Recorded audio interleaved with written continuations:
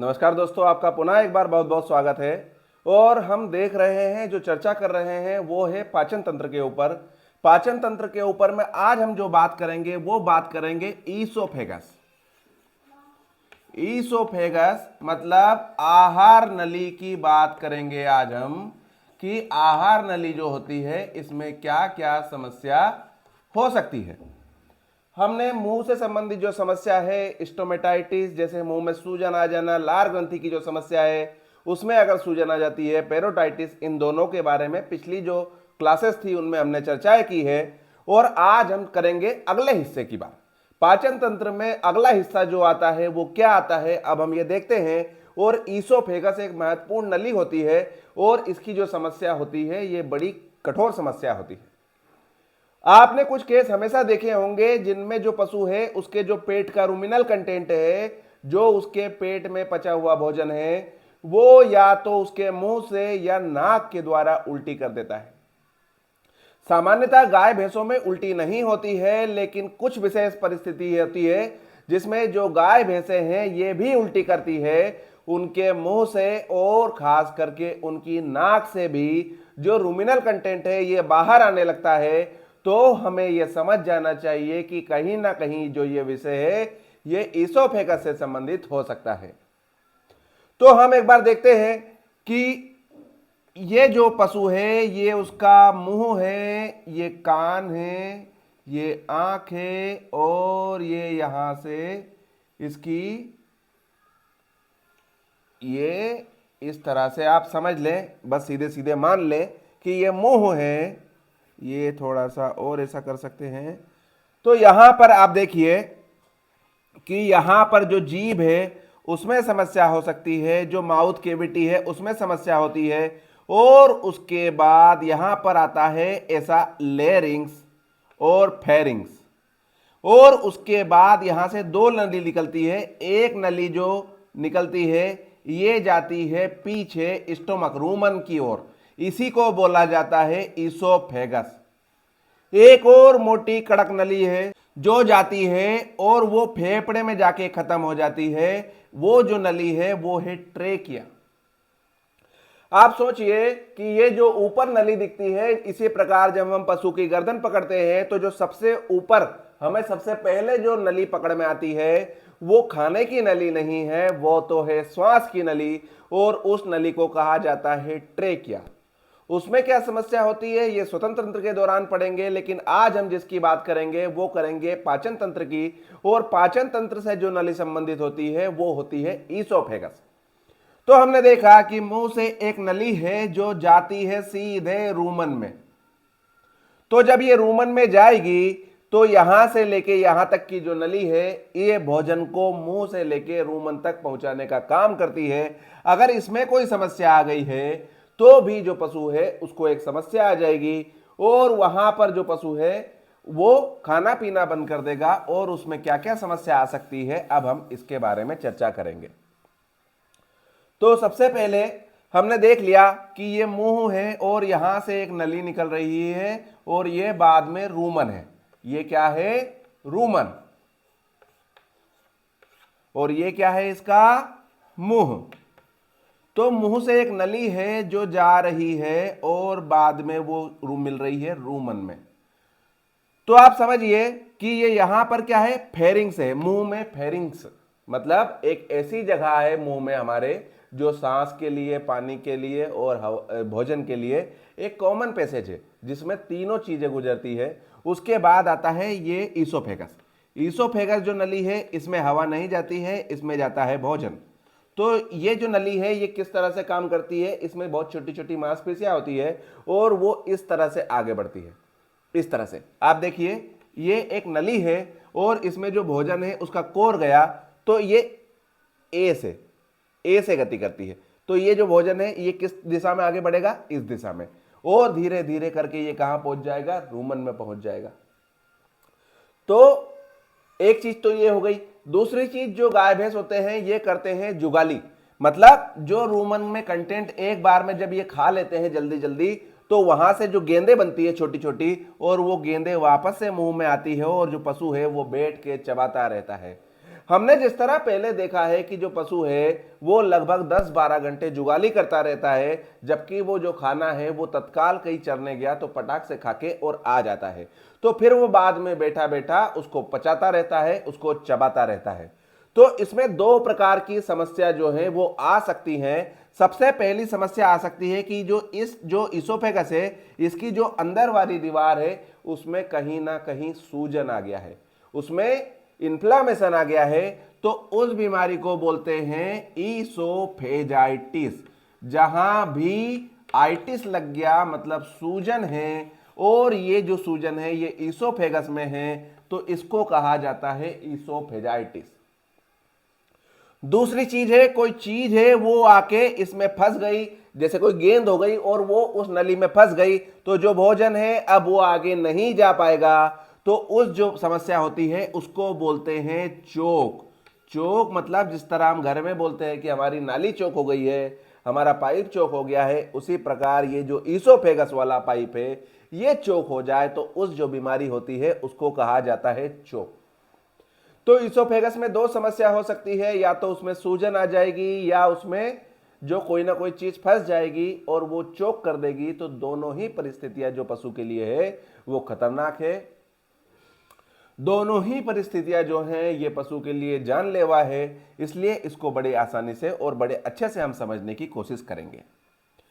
अब आप देखिए कि सबसे पहले हम बात करें ईसोफेजाइटिस की, तो ईसोफेजाइटिस जो होती है इसके अब हम सबसे पहले देख लें कारण क्या क्या हो सकते हैं। तो पशु ने कोई इरिटेंट भोजन खा लिया, कोई ऐसी चीज खा ली जब वो आगे गई और वो थोड़ी सी कड़क थी, तो वो ईसोफेगस की दीवार से घिसते हुए आगे गई और उसने जो ईसोफेगस है इसकी जो अंदरूनी दीवार है इसको चोट पहुंचा दी। कोई पशु ने एसिड, अल्कली, कोई केमिकल ऐसा ले लिया जो इरिटेंट था, और वो जब यहां से गुजरा तो जो उसने ईसोफेगस की दीवार है उस पे डैमेज कर दिया, तो वहां पर भी जो सूजन है वो आ जाएगी और जो ईसोफेगस है उसमें ईसोफेजाइटिस हो जाएगी। अब ईसोफेजाइटिस जब हो गई तो पशु क्या क्या लक्षण दिखाएगा और क्यों दिखाएगा, हम ये देखने वाले हैं। हमें कैसे पता चलेगा कि जो पशु है वो ईसोफेजाइटिस का शिकार हो चुका है। तो हमने अभी थोड़ी देर पहले एक बात करी थी कि जो पशु है ये सामान्यतः उल्टी नहीं करते हैं, लेकिन अगर पशु ने उसके मुंह से या उसकी नाक से जो गोबर जैसा पदार्थ है या गोबर है वो निकलने लगा, तो फिर उसमें जो संभावना है वो होती है ईसोफेजाइटिस की। ईसोफेजाइटिस में ऐसा क्यों होता है अब हम वो देखने वाले हैं। चूंकि यहां पर सूजन आ गई है तो जो उसकी गति है वो पीछे की ओर नहीं हो रही है, वो भोजन को आगे और पीछे ले जाने में जो भूमिका निभाता है वो भूमिका पूरी तरह से निभा नहीं पा रहा है। तो जब भोजन को अंदर ले जाना होगा तो वो बहुत अच्छे से अंदर नहीं ले जा पाएगा, और जब यहां वाला भोजन का जो गोला है उसको बाहर लाना है तो भी जो उसकी क्रियाविधि है वो प्रभावित होगी, तो पशु को वापस जो निगलने में समस्या आएगी, तो वो जो भोजन है वो मुंह के द्वारा और उसकी नाक के छेदों के द्वारा बाहर आने लगेगा। नाक और मुंह के जो छेद हैं वो अंदर तालू में जुड़े रहते हैं, इसीलिए कभी आपने देखा होगा कि जब हम पानी पीते हैं और एकदम से ठसका लग जाए तो वो जो पानी है वो नाक के माध्यम से बाहर आ जाता है। इसी प्रकार जब कोई समस्या वहां पर इसके अंदर है तो वो जो भोजन है जब वो बाहर आया तो कुछ भोजन उसका मुंह के द्वारा बाहर आ सकता है, और कुछ जो गोबर जैसा भोजन है, जो पचा हुआ भोजन है, वो गोबर नहीं होता है, वो गोबर जैसा लगता है क्योंकि वो रूमन में जाके पाचन हो चुका है, तो थोड़ा थोड़ा वो उसके जैसा दिखना लगता है। तो रूमिनल कंटेंट कहना ज्यादा बेहतर है बजाय उसको गोबर कहने के। तो नाक से और अगर मुंह से उल्टी कर रहा है पशु तो हम समझ जाएं कि उसको या तो ईसोफेजाइटिस है या उसको फेरिंजाइटिस। यहाँ जो फेरिंग्स होता है, ईसोफेगस जहां से शुरू होता है उसके पहले फेरिंग्स होता है, तो वहां पर भी अगर सूजन आ जाती है तो जो पशु की क्रियाविधि है वो थोड़ी थोड़ी प्रभावित हो जाती है। अब हमने देख लिया है कि सबसे प्रोमिनेंट लक्षण ये वाला है। उसके बाद क्या होगा, उसके बाद ये होगा भाई कि जो पशु है वो खाना पीना नहीं करेगा, उसके मुंह से लार गिरना शुरू हो जाएगी, और उसके बाद वो जो खाना पीना है वो तो कम कर ही चुका है, उसके अलावा पशु थोड़ा सा खांसेगा। जब भी कोई चीज खाएगा वो और उसको वहां इरिटेशन होगा तो उसका जो इसोफेगस है वो उसको बाहर धकेलने की कोशिश करेगा और इसी जद्दोजहद में जो पशु है वो इस तरह से खांसने की कोशिश करेगा। तो जो कफिंग होती है वो भी एक लक्षण इसोफेजाइटिस का होता है, लेकिन इसका मूल लक्षण अपन ने पहले देख लिया है। अब क्या करना है कि इसका ट्रीटमेंट की जो दिशा है वो किस तरह से करी जाए, किसका ट्रीटमेंट किस तरह से करा जाए। तो जब हमने देख लिया है कि इसोफेजाइटिस हो गई है, वहां पर सूजन आ गया है, तो पशु को जो भोजन निकलने में परेशानी हो रही है और जब तक हम उसे भोजन देंगे तो वो सूजन वाले हिस्से से ही रगड़ कर आगे जाएगा, तो हमें उस स्थिति में जो उसका भोजन है वो पूरी तरह से बंद कर देना चाहिए। 3 दिन के लिए उसे किसी भी प्रकार का जो भोजन है वो नहीं देना चाहिए। जब भोजन नहीं देंगे तो उसके शरीर की ऊर्जा की और चीजों की पूर्ति कैसे होगी, तो उसके लिए हमें उसे देना होगा बोतल। उसे इंट्रावीनस फ्लूइड जो है उसके माध्यम से ग्लूकोज देना पड़ेगा और साथ में आरएल की बोतल दे देंगे और इस तरह से 3 दिन तक उस पशु को हम भोजन के बिना भी एक अच्छी नॉर्मल स्थिति में रख देंगे। फिर जब सूजन है तो हम उन्हें एंटी इंफ्लामेटरी और दर्द है तो anti analgesic, anti pain killer जो पेन रिलीफ होते हैं ये सामान्यतः एक ही होते हैं, तो ये हम यहां पर देंगे। एक वहां पर जब इन्फ्लामेशन है तो उसको इरिटेशन हो रहा है तो वहां पर एंटी हिस्टामिनिक मतलब जो उसके जो इरिटेशन है उसको कम करे, जैसे सीपीएम क्लोरफिनेरामाइन मेलेट जो है उसका इंजेक्शन भी इसमें प्रयोग करना चाहिए। उससे भी जो पशु है उसको रिलीफ होता है। एंटीबायोटिक का चुनाव जरूर करना चाहिए क्योंकि वहां डैमेज हुआ है, तो इसमें जो एंटीबायोटिक है वो सबसे अच्छे एंटीबायोटिक है। एक तो एंटीबायोटिक है ओटीसी ऑक्सी टेट्रासाइक्लिन और दूसरा जो है वो है अमोक्सिलिन या स्ट्रेप्टोपेनिसिलिन। ये 3 प्रकार की जो दवाइयां हैं ये इसमें काफी अच्छा रिजल्ट लाती है। अगर हमारे पास जो ऑक्सीटेट्रासाइक्लिन है उसका लिक्विड है या पाउडर है तो थोड़ा सा उसके मुंह द्वारा भी दिया जा सकता है, तो जब वो अंदर जाएगा तो वो उसकी दीवार में अंदर की ओर लग जाएगा और वहां पर भी वो बहुत अच्छा असर अपना लोकली जो ऑक्सीटेट्रासाइक्लिन है वो दिखाता है। इसीलिए आपने देखा होगा कि जब आंखें आती है तो कुछ कुछ लोग ऑक्सीटेट्रासाइक्लिन जो होता है उसको आंख में पिचकारी मार देते हैं जब आंखों में घेंग आने लगती है, जब आंखों में समस्या आने लगती है। बहुत सारे आई ड्रॉप होते हैं जिनमें भी ऑक्सीटेट्रा का यूज होता है, क्योंकि जो ऑक्सीटेट्रासाइक्लिन है वो लोकली जिस जगह पर लगाया जाता है वहां पर भी काफी अच्छा असर दिखाता है। इसलिए ऑक्सी जो टेट्रासाइक्लिन है उसको पिलाना और खिलाना भी अगर हमने किया तो वो अपने आप जब वो अंदर जाएगा तो यहां पर उसका लेप लग जाएगा और उससे भी काफी जल्दी जो रिलीफ है वो मिलने वाला है। लेकिन जैसे ही अगर हमने दिया और पशु को समस्या आने लगे तो फिर हम उसको मुंह के द्वारा कोई भी चीज नहीं देंगे। उसको एंटीबायोटिक जो ऑक्सीटेट्रासाइक्लिन है ये भी मुंह के द्वारा नहीं देंगे, उसको हम पेरेंटल रूट से मतलब आईवी रूट से ही देंगे, आईएम रूट से देंगे। तो हमारा जो काम है वो बन जाएगा और जो पशु है उसकी समस्या भी नहीं आएगी। तो हमने देख लिया है कि जो इसोफेजाइटिस है उसमें क्या क्या समस्या थी, किस तरह से वो पैदा हुआ और किस तरह से वो उसका ट्रीटमेंट जो है उसकी दिशा में काम करना चाहिए। अब दूसरी चीज है चोक। चोक का मतलब हो गया है कि कोई ना कोई चीज पूरी तरह से चोक हो गई है, ये जो नली है इसमें कुछ ना कुछ फंस गया है और वो जब फंस गया है तो जो भोजन है पानी है वो अंदर जा ही नहीं सकता। तो उस बीमारी को कहा जाता है चोक। और ये किस कारण से होती है अब हम ये देखें अगर सबसे पहले तो देखिए इसमें 2 कारण होते हैं कि एक तो कोई ना कोई ये जो नली है इसके अंदर से उसको रोक दे, जैसे कि ये नली है इसमें कोई भोजन गया और वो यहां पर फंस गया। जब वो फंस जाएगा तो जो भोजन की नली है ये चोक हो जाएगी, इसमें बंद लग जाएगा, तो जो भोजन है वो आगे जाएगा ही नहीं।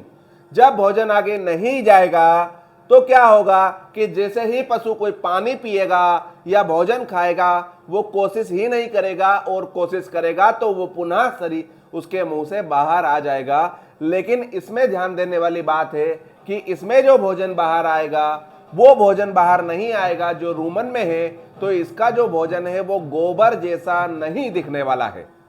इसका जो भोजन है वो जो लिया है जिस तरह से उसी तरह से बाहर आएगा, और इसमें जो सामान्यतः नाक के द्वारा भोजन बाहर नहीं आता है, इसमें जो भोजन है वो मुंह के द्वारा बाहर आता है और कुछ ना कुछ खाने के बाद बाहर आता है। दूसरी चीज हो गई है कि ये इंट्रालुमिनल हो गया। ये कैसे होगी समस्या? तो ये समस्या हो सकती है कि जहां पर आलू की खेती होती है, जहां रतालू की खेती होती है, जहां सलजम की खेती होती है, ऐसे एरियाज जहां पर कंद मूलों की खेती होती है, वहां पर ये जो समस्या है ये ज्यादा देखने को मिलती है। तो जो पशु है उसने आलू खाया और एक थोड़ा सा बड़ा आलू जो है वो उसने निगलने की कोशिश की और थोड़ा जोर लगाया, और जो पशु के वो यहां पर जाके ईसोफेगस में फंस गया। अब वो ना आगे जा रहा है ना पीछे जा रहा है, तो उसने जो भोजन की नली है उसको पूरी तरह से रोक दिया है। तो अब हम समझ चुके हैं कि चोक क्या हो गया, अंदर से वो जाएगा तो वहां पर जैसे एक पत्ता गोभी होती है, एक जो छोटे तरबूज होते हैं, उसके अलावा आलू होता है, सलजम होता है, और उसके अलावा कभी कभी जो पशु है वो कुछ बाहरी चीजें खा लेते हैं। जैसे जो गेंद होती है, अगर पशु ने वो खा ली तो वो भी जाके ईसोफेगस में फंस जाएगी और वो भी चोक का कारण बनेगी। तो ये सब जो चीजें हमने बात करी है ये तो अंदर की बात है, मतलब कि जब पशु का जो ईसोफेगस है उसके अंदर कोई चीज फंस गई है और उसने रास्ता रोक दिया है तो वो एक चोक होता है। दूसरा कारण एक और भी तो होता है रे भाई, कि यहां पर जो मांसपेशियां है जो इसके बाहर की, उनमें सूजन आ गई और उसने इसको दबा दिया। जैसे एचएस का जब केस होता है और गले में सूजन बढ़ती जाती है, तो जो ट्रेकिया होता है, जो श्वास नली होती है, उसको वो इस तरह दबा देता है कि जो पशु है वो सांस ही नहीं ले पाता है, और जब सांस नहीं ले पाता है तो जो पशु है उसकी मृत्यु बहुत जल्दी हो जाती है। तो एचएस में मतलब बाहर मांसपेशियों में सूजन आई और उसने ट्रेकिया को दबा दिया, तो वहां पर ईसोफेगस भी दब सकता है, लेकिन ईसोफेगस के दबने पे इतनी जल्दी मृत्यु नहीं होती जितनी जल्दी की जो एचएस के केस में ट्रेकिया के दबने से होती है। तो अगर कोई जो उसका ईसोफेगस है उसके आसपास की मांसपेशियों में किसी प्रकार की गांठ बन गई, एब्सिस बन गई, तो वो एब्सिस इसको दबाएगी, तो एक नली है उसमें से पानी जा रहा है, भोजन जा रहा है, और बाहर से किसी चीज ने उसको दबा दिया, तो वो भी एक बाहरी चोक बोलते हैं उसको, वो हो सकता है। कभी कभी जो आसपास की लिम्फ नोड है अगर वो बड़ी है तो उसने भी वो उसको दबा देगी, तो वहां पर जो बाहरी कारणों से चोक है वो लग जाएगा। अब सबसे महत्वपूर्ण बात पे आते हैं कि जो चोक है उसमें पशु लक्षण क्या क्या दिखाने वाला है, कि जो चोक हो गया भाई पशु को, तो पशु क्या क्या लक्षण दिखाने वाला है। इसके पहले हम ये देख लें कि जो गाय भैंसे होती है इनमें सामान्यतः चोक कहाँ होता है। तो ये मुंह है, ये पशु की गर्दन है, ये उसका थोरेसिक, यहाँ पर उसका दिल बना हुआ है, और यहाँ पर उसके फेफड़े हैं। तो दिल, और ये कौन सी कैविटी है? ये थोरेसिक कैविटी है, ये उसकी छाती है, ये उसका सीना है। उसके बाद जो रूमिनल एब्डोमिनल कैविटी आ जाती है, तो एक तो गर्दन वाला हिस्सा हो गया, एक थोरेसिक जो छाती वाला हिस्सा है वो हो गया, और तीसरा हिस्सा एब्डोमेन की ओर चला गया, पेट वाले में चला गया। तो सामान्यतः जो गाय भैंसों में चोक लगता है वो लगता है हमेशा सर्वाइकल रीजन में, मतलब ये जो इसकी गर्दन वाला हिस्सा है यहीं पर चोक लगता है। पीछे की तरफ जो चोक लगने की संभावना है वो बेहद कम होती है। हालांकि घोड़े जो होते हैं उनमें यहाँ जहाँ वो उसके पेट में जुड़ता है वहां लगता है, लेकिन घोड़े की बात हम नहीं करते हैं, हम बात कर रहे हैं केवल गाय भैंस की। तो जो गाय भैंसे हैं उनमें जो सर्वाइकल रीजन है, जो उसकी गले है, वहीं पर चोक लगता है सामान्यतः। तो जब पशु ने लक्षण दिखाएंगे, अब लक्षण क्या क्या दिखाएगा वो भी हम देखेंगे। तो हमें सबसे पहले तो जो पशु खाना पीना बंद करेगा, दूसरी चीज है वो मुंह को ऐसा रखेगा खींच के, क्यों? क्योंकि वहां पर कोई चीज फंस गई है, तो वो उसको नीचे करने पे दर्द दे रहा है, तो वो क्या करेगा? गर्दन को ऐसे सीधी उठाकर रखेगा, गर्दन को वो सीधी उठाकर रखेगा, साथ में उसमें भी थोड़ी बहुत लार जो है वो आएगी, और उसके द्वारा वो जो पशु है वो थोड़ा सा ऐसे जोर लगाएगा ताकि जो चीज है वो बाहर निकल जाए, ऐसा कोशिश करता हुआ दिखेगा। और उसके बाद क्या होगा कि जो चोक है उस वो दो तरीके से हो सकता है कि या तो अंदर से पूरी तरह से चोक कर दिया या आधी तरह से चोक किया। अगर कोई आम की गुठली फंसी है तो वो पूरी तरह से चोक नहीं कर पाती है, तो वैसी स्थिति में जो पशु है वो इतना डिस्कम्फर्ट नहीं दिखाएगा और पशु जो है वो पानी पी सकता है, थोड़ा बहुत हरा चारा खा सकता है, लेकिन बहुत ज़्यादा भोजन पशु उसमें नहीं खा सकता है। तो हमने देख लिया है कि यहाँ पर जो चोक है और उसके अलावा क्या उसके लक्षण दिखेंगे। तो यहाँ पर जो पशु को बंद लग गया है, उसकी जो नली है वो पूरी तरह से बंद हो चुकी है। तो यहाँ पर रूमन से गैस बनती है। रूमन में जब गैस बनेगी तो वो सामान्यतः मुंह के द्वारा भी वातावरण में छोड़ी जाती है, लेकिन चूंकि अब यहाँ पर चोक लग गया है इसोफेगस में, तो ये जो गैस है ये बाहर नहीं निकल पाएगी। जब गैस बाहर नहीं निकल पाएगी तो बहुत तेज यहाँ पर अफारा, रूमन में अफारा होने वाला है और जो रूमन का पेट है वो ढोल जैसा एकदम अलग दिखेगा। और इसीलिए जो पूर्ण चोक होता है, जब इसोफेगस में पूरी तरह से चोक हो जाता है, तो उसमें जो पशु की मृत्यु होती है वो इसके कारण होती है, अफारे के कारण।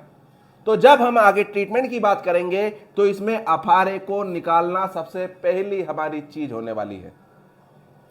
तो यहां पर अफारा दिखा, यहां पर मुंह से लार गिरती दिखी, पशु ने मुंह अपना तेज सीधा खड़ा कर लिया है और वो उसको निकालने की कोशिश कर रहा है, ताकत लगा रहा है। और उसके बाद जब गले पे हमने हाथ फेरा तो वहां पर ट्रेकिया के नीचे हमें एक गोले जैसा कुछ भी चीजें उसमें दिख गई है कि यहां पर कुछ फंसा है। तो हमारी जो डायग्नोसिस है वो चोक की तरफ कंफर्म हो जाएगी। जब एक बार हमने कंफर्म कर लिया कि हमारे पशु को चोक हो चुका है तो उसका इलाज किस तरह से किया जाएगा। तो सबसे पहले जैसे हमने बात की है कि जो पशु की जान जाती है चोक में, वो जाती है इस टिम्पेनी के कारण, इस ब्लोट के कारण, इस अफारे के कारण। तो तत्काल सबसे पहले जो उसका पेट ढोल जैसा फूल गया है उसमें सुई लगाई जाए और उस अफारे को निकाला जाए, ताकि जो पशु है उसको थोड़ा सा आराम मिले और वह व्यवस्थित रूप से सांस ले पाए। तो उसकी जान के साथ जो संकट तत्काल बन गया है उस संकट को हम थोड़ा सा कम कर दें। उसके अलावा हमने देखा है कि वो उसके गले में ही सामान्यतः चोक होता है, नीचे की तरफ चोक नहीं होता है। तो हम उस गले को वहां पकड़ के उस थोड़ा सा उसको मसाज देके आगे की ओर ले जाने की कोशिश करेंगे। आगे की ओर ले जाने की ओर कोशिश जब करेंगे तो उसके पहले उसको एक एट्रोपिन सल्फेट का इंजेक्शन लगा देंगे। एट्रोपिन सल्फेट जो होता है वो ल्यूमन, किसी भी अंग में या किसी भी नली का जो ल्यूमन होता है उसको थोड़ा सा रिलैक्स कर देता है। तो अगर हमने उसको एट्रोपिन सल्फेट का इंजेक्शन दिया तो वो जो लूमन है वो थोड़ा सा लूज हो जाएगा और उसके लिए बाद फिर हम उसको थोड़ी सी मसाज करके बाहर निकालने की कोशिश करेंगे। तीसरी चीज है कि हम उसका मुंह है उसको थोड़ा सा खोलेंगे, उसमें गॉग लगा देंगे और वहां से देखने की कोशिश करेंगे। तो हमें जो फंसी हुई चीज है वो बड़ी आसानी से दिख सकती है नीचे से। तो फिर हम हमारा हाथ डाल के या कोई ऐसा तार लेके और उसको फंसा के और वहां से निकाल सकते हैं। इसके ट्रीटमेंट में जो सबसे मेन चीज है वो चीज ही है कि जो चीज फंस गई है उसको किस तरह से निकाल दिया जाए। तो इसका ट्रीटमेंट का जो मेन फोकस है वो दो चीजों पर निर्भर होता है। एक तो उसको अफारा मत आने दो रे, दूसरी चीज है कि उसमें जो चीज फंस गई है उसको तत्काल निकाल दिया जाए। अगर ये चीज निकाल दी और अगर वो अभी फंसा है, थोड़ी देर पहले फंसा हुआ है और हमने तत्काल काम करके उसको निकाल दिया, तो उसमें किसी एंटीबायोटिक की किसी और चीज की आवश्यकता ही क्या है। जैसे हमारे पैर में अगर कांटा घुस गया है और तत्काल हमने उसको निकाल दिया है तो कोई गोली, कोई दवा, कोई एप्सिस ऐसा कुछ होने ही नहीं वाला है, तो कोई समस्या ही नहीं है। अब हमने देख लिया कि ये जो मुंह से नहीं निकल रहा है तो फिर हम क्या करेंगे। जब मुंह की तरफ से नहीं निकल रहा है तो ये चीज है इसको पीछे की तरफ धकेलने की कोशिश की जाए। तो हमारा जो स्टोमक ट्यूब होता है, जो मुंह से हम पाइप डालते हैं, उस पाइप को डाल के और धीरे धीरे धीरे ताकत लगानी है, बहुत जोर से ताकत नहीं लगानी है। क्यों? अगर वो धीरे से ताकत लगाने पे आगे जाएगा तभी वो रूमन पे जाएगा। अगर वो ताकत थोड़ी सी लगाने के बावजूद भी आगे नहीं खिसक रहा है, इसका मतलब अब वो आगे नहीं खिसकेगा। और अगर हमने बहुत ज्यादा तेजी से ताकत लगाई तो ये जो हमारा ईसोफेगस है ये फट सकता है। और ईसोफेगस अगर फटा तो इसका फ्लूइड जाएगा थोरेसिक कैविटी की तरफ और वहां पर जो सांस लेने में और इनमें दिक्कत आएगी और पशु की जो मृत्यु है वो लगभग निश्चित हो जाएगी। तो हमें स्टोमक ट्यूब से उसको पीछे धकाने की कोशिश करना चाहिए, लेकिन बहुत ज्यादा ताकत के साथ नहीं।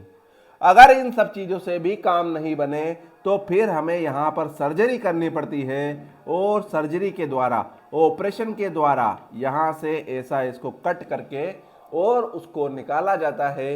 ईसोफेगस पीछे होता है तो ये फिर उसके बाद अंतिम विकल्प के रूप में इस चीज को चुना जाता है। तो आज हमने देख लिया है कि ईसोफेजाइटिस क्या है और चोक क्या होता है। ईसोफेजाइटिस के जो लक्षण है उसमें नाक से और मुंह से गोबर आना या बिल्कुल पचा हुआ जो रुमिनल कंटेंट है वो आना हमें सबसे पहला लक्षण दिखाता है। पशु खांसने की कोशिश करता है, उसके बाद जो पशु है वो खाना भी खाएगा तो उसको दिक्कत आएगी, वो कम खाना पीना बंद कर देता है, उसके मुंह से लार गिरती रहती है। और जो चोक है उसके लक्षणों में हमको दिखेगा कि जो पशु है वो इस तरह से सीधा मुंह करके खड़ा होगा, तकलीफ में होगा, जो वो दांत है ना उसको रगड़ेगा। उसके अलावा जो पशु है वो उसको बाहर निकालने के लिए ताकत लगाएगा। लेकिन और साथ में इसमें एक चीज़ और बहुत महत्वपूर्ण होती है कि चोक में अफारा बहुत तेजी से आता है, पेड़ बहुत तेजी से फूलता है। तो जब सारे ये लक्षण दिखे और उसके गले के पास जब हम देखेंगे, क्योंकि सामान्यतः जो गाय भैंस में अफारा होता है वो चोक होता है वो नीचे की ओर नहीं होता है, वो सर्वाइकल रीजन में होता है। तो वहां पर जैसे ही हमने गर्दन को ऐसा किया हमें वो एक जो चोर छुपी हुई चीज है जो जिसने हमारे पशु को जकड़ लिया है वो हमें दिख जाएगी। अब उसको निकालने के लिए क्या क्या प्रयत्न कर सकते हैं ये हमने देख लिया है। तो इस तरह से जो ईसोफेगस से संबंधित चीजें हैं, चाहे वो ईसोफेजाइटिस हो, चाहे वो चोक हो, चोक पे भी उन एंटीबायोटिक का प्रयोग किया जा सकता है जिनमें हमने ईसोफेजाइटिस में देखे हैं।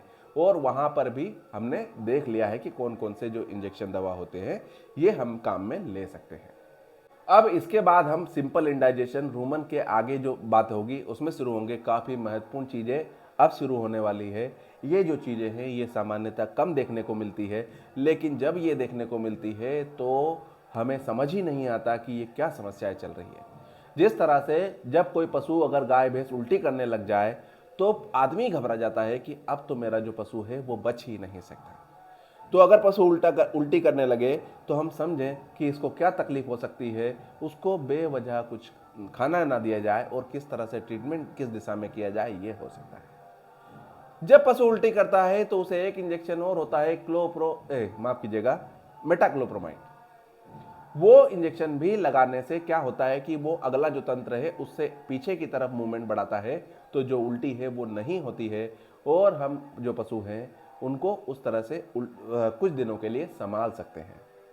सारी दवाइयाँ सारी वो रजिस्टर्ड पशु चिकित्सक के माध्यम से ही करवाना है। हमारा जो मकसद है वो ये है कि आप खुद जो किसान है, जो पशु मालिक है, वो ये समझ जाए कि हमारे जो पशु है उसका जो ट्रीटमेंट है वो सही दिशा में चल रहा है या नहीं चल रहा है।